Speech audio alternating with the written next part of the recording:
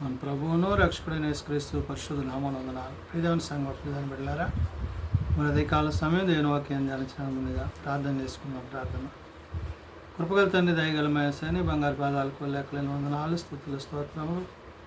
గతించిన రాత్రి అంతా నీ రేఖల చాటున కాచి కాపాడి సంరక్షించిన దేవ, మన అధికాల సమయం సజీవ లెక్కను చేరి ప్రార్థించుండగా వాక్యమైన దేవుడు వాక్యం ద్వారా నాతో మాతో మాట్లాడి మీరే మేమగంతా ప్రభావాలు పొందమని వేస్తున్నాము నడుచున్నాం తండ్రి.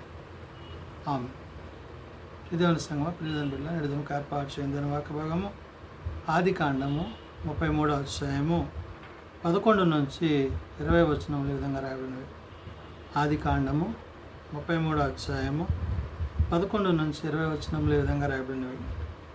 నేను నీ యొద్దకు తెచ్చిన కానుకను చిత్తగించి పుచ్చుకొనుము.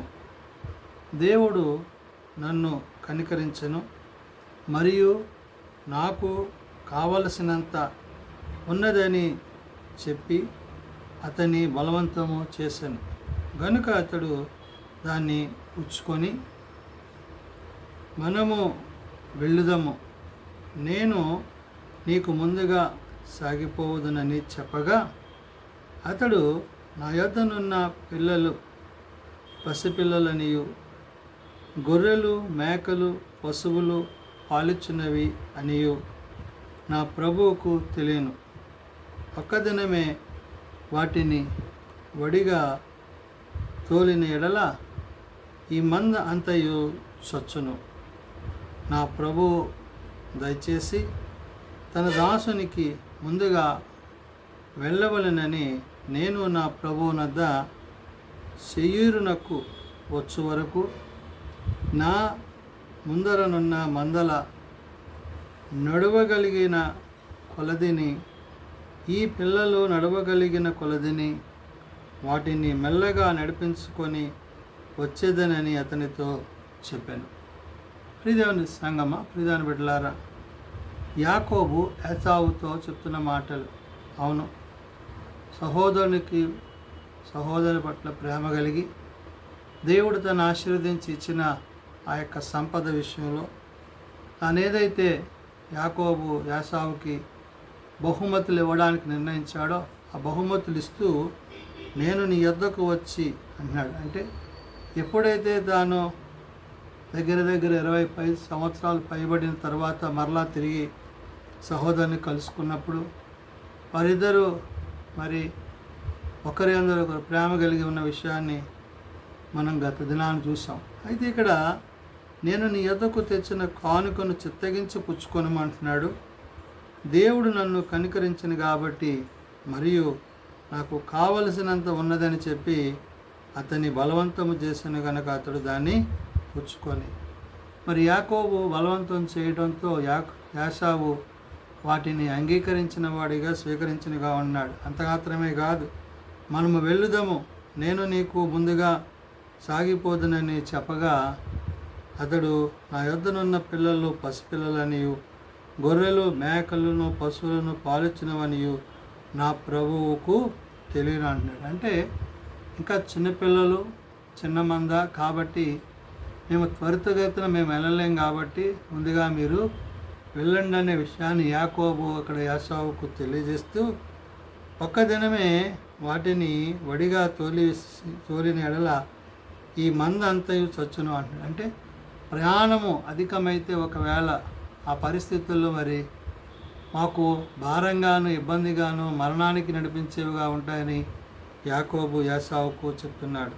కాబట్టి ఇక్కడ దేవుడు తనకిచ్చిన సమస్తమైన వాటిని, ఆశీర్వదించిన వాటిని, దీవించిన వాటిని కాపాడుకుంటూ సంరక్షించుకుంటూ దేవునిలో కొనసాగుతున్న యాకోబు అంటున్నాడు, నా ప్రభువ దయచేసి తన దాసునికి ముందుగా వెళ్ళవలెనని నేను నా ప్రభువునద్ద శేయీరుకు వచ్చే వరకు నా ముందరనున్న మందలను నడవగలిగిన కొలది, ఈ పిల్లలు నడవగలిగిన కొలది వాటిని మెల్లగా నడిపించుకొని వచ్చేదని అతనితో చెప్పింది. కాబట్టి ఇక్కడ త్వరగా వెళ్ళడం కుదరదు కాబట్టి మరి చిన్న బిడ్డలు ఉన్నారు, చిన్న మంద, మరి చిన్న అన్నీ అవి మరి దానిని ఉద్దేశించి ఇక్కడ యాకోబు మరి నేను నెమ్మదిగా రాగలుగుతాను అనే విషయాన్ని యాసావుకు చెప్తున్నాడు. అప్పుడు యాసావు నీకిష్టమైన ఎడల నా యొద్దనున్న ఈ జనులలో కొందరిని నీ యొద్ద విడిచిపెట్టదునని చెప్పగా అతడు, అది ఎలా? నా ప్రభు కటాక్షము నా మీద నుండనిమ్మనెను.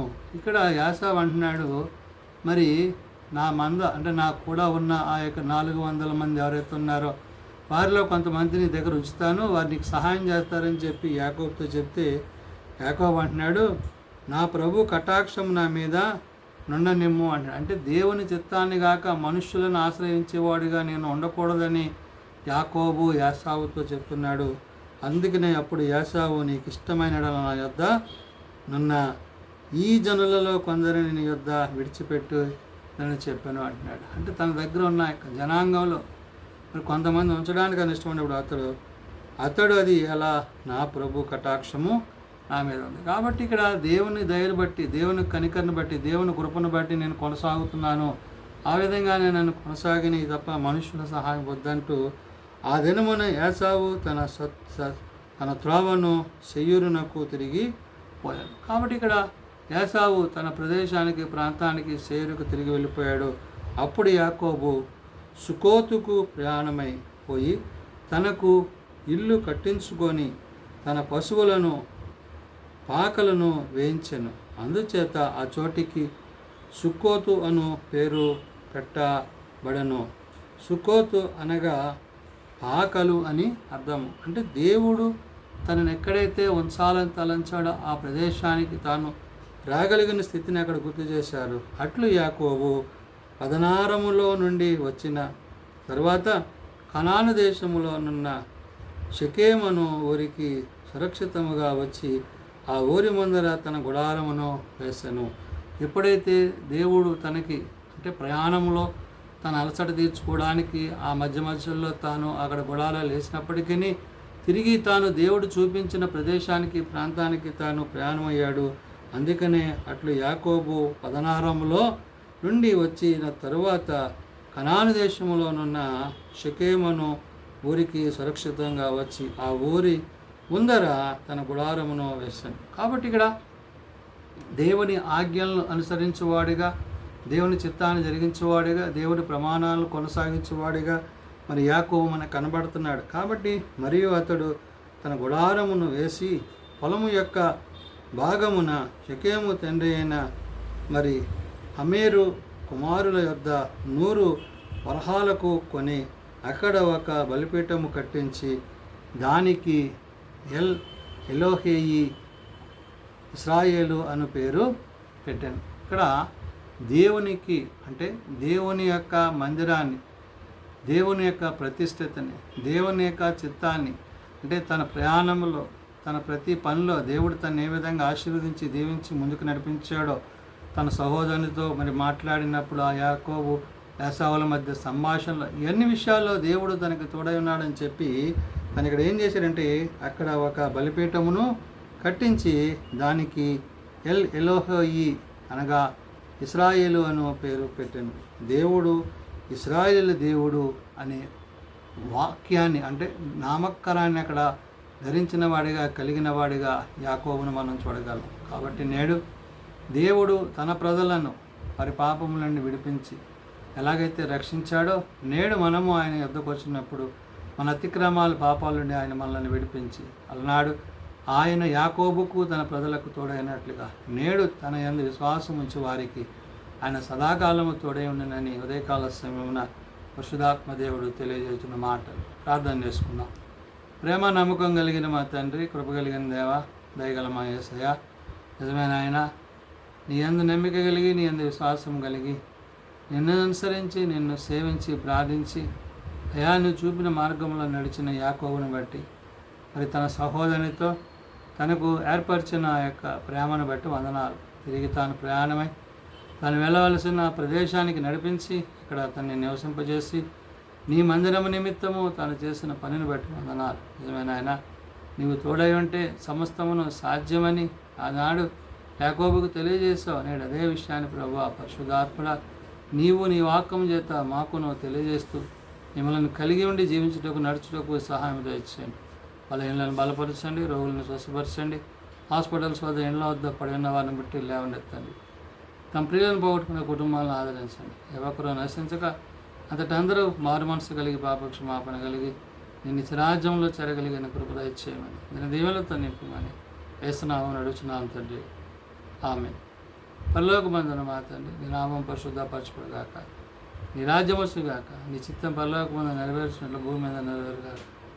మానదినాడు మాకు దయచేయండి. మళ్ళీ ప్రార్థన చేసిన వారిని మేము క్షమించి ఉన్న ప్రకారం ఆ ప్రార్థనలను క్షమించు. శోధనలతో కాల్చుకుని తప్పించి రాజ్యము శక్తి మహిమ నిరంతరము నీవే తండ్రి.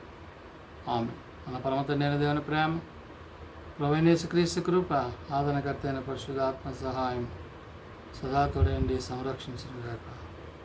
ఆమెన్.